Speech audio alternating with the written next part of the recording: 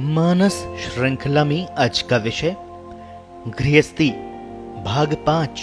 राम अयोध्या के बाहर मुक्त नहीं हुए, न ही कृष्ण द्वारका के बाहर से ही चले गए। ये इस बात का प्रमाण है कि व्यक्ति जिन बंधनों को लेकर पैदा होता है उस स्थिति से बाहर होना पहली अनिवार्यता है। पुरुष सदा ही साक्षी रूप और आदि सृष्टि उसे फंसाने, बांधने और पशु बनाने को सदा आतुर। स्वरूप कोई हो, इरादा तो माया भाव ही है।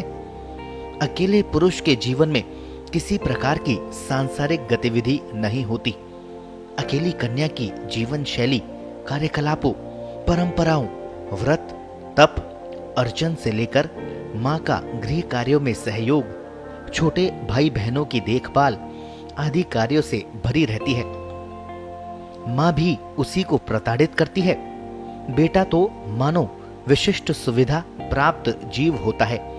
बेटी को दूसरे घर जाकर रहना है, पूरी तरह प्रशिक्षित करके भेजना चाहिए, वरना उसकी सास पूरी उम्र लड़की की माँ को ही कोसती रहती है। नया घर बेटी के लिए नरक बन जाता है। बेटे को तो साथ ही रहना है, देख लेंगे। हाँ, कन्या पूजन से लेकर कन्यादान तक की यात्रा शक्ति के विकास की यात्रा कही जा सकती है।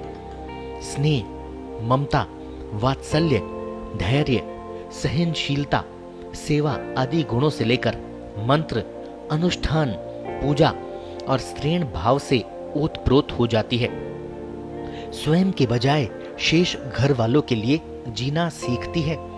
हंसती है, गाती है, नाचती है, शिवजी को रिझाती है, वहीं से वर मांगती है, संतान मांगती है, पार्वती से सुहाग के लिए जीने की आशीष मांगती है।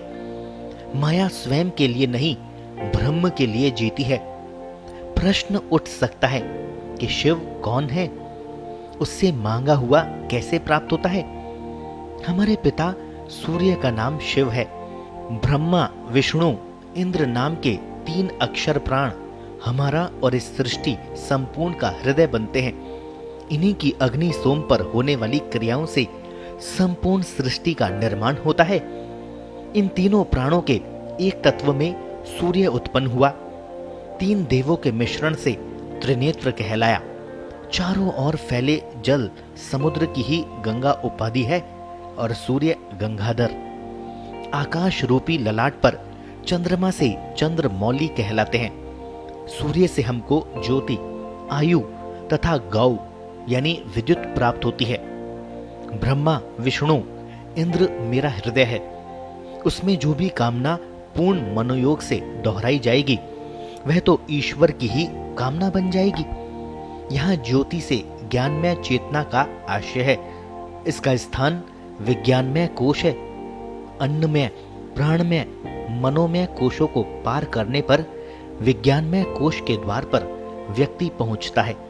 जगत का संपूर्ण रेतस यानी वीर्य या बीज सूर्य में ही उत्पन्न होने से वही सृष्टि का पिता है।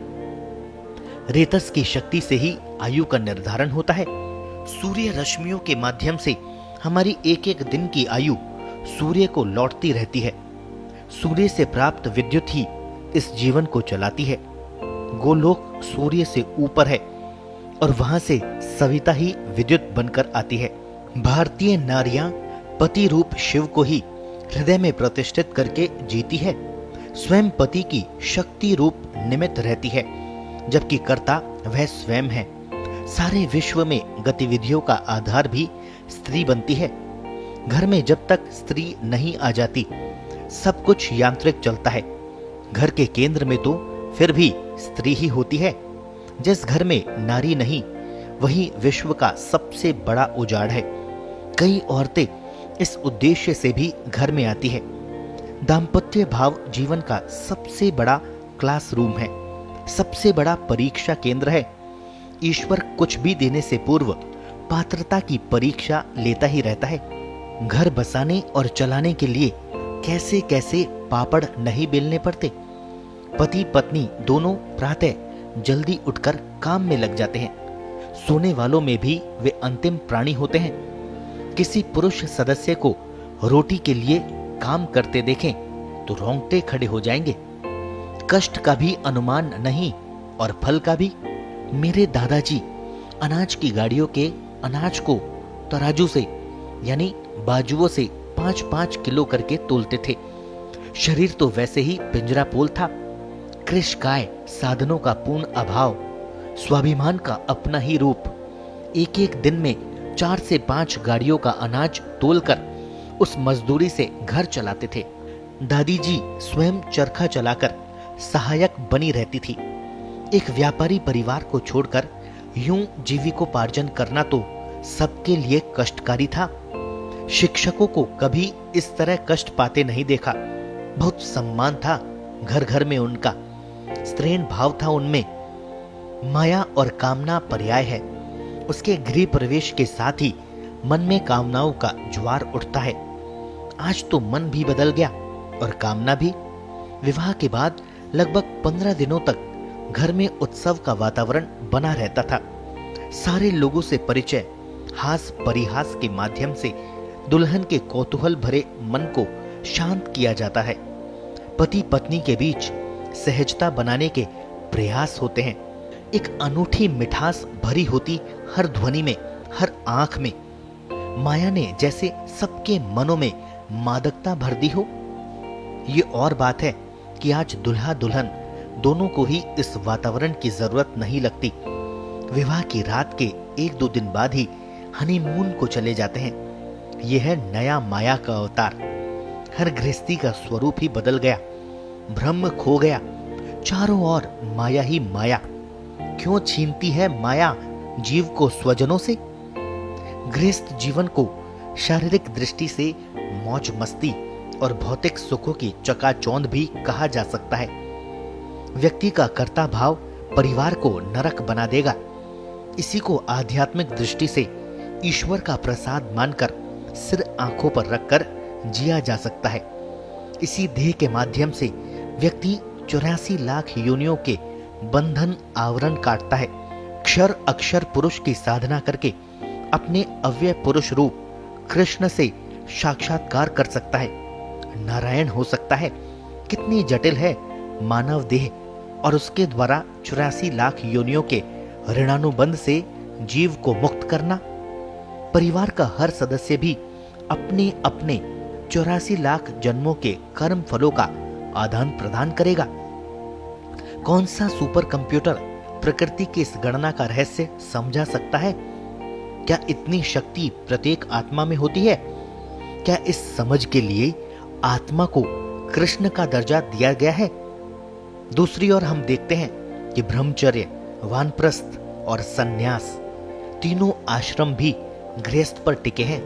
भावी सृष्टि का सृजन, दशा और दिशा का भार भी गृहस्थ आश्रम पर रहता है।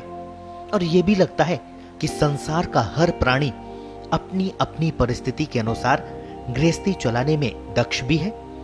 अन्य किसी प्राणी को पेट भरना सीखने के लिए शिक्षा की जरूरत नहीं पड़ती। जो कुछ माँ के रूप में माया भाव ने सिखा दिया बस काफी है। प्रत्येक जीव को मानव बनाती है माँ। शरीर के तीनों तंत्र, शरीर, मन, बुद्धि, जब तक आत्मभाव या जीव भाव से एकाकार नहीं हो जाते तब तक देह को मानव कहना उचित नहीं होगा। माया ही जीव को नर देह में मानव बनाती है तथा माया ही नर देह को त्याग कर जीव को नारायण बना देती है, स्वयं उसी में लीन हो जाती है। सही अर्थों में तो इस लीनता का नाम ही गृहस्थ भाव है। पुरुष के स्पर्श से जैसे ही स्त्रीत्व का जागरण होता है बस वही लीनता का काल है।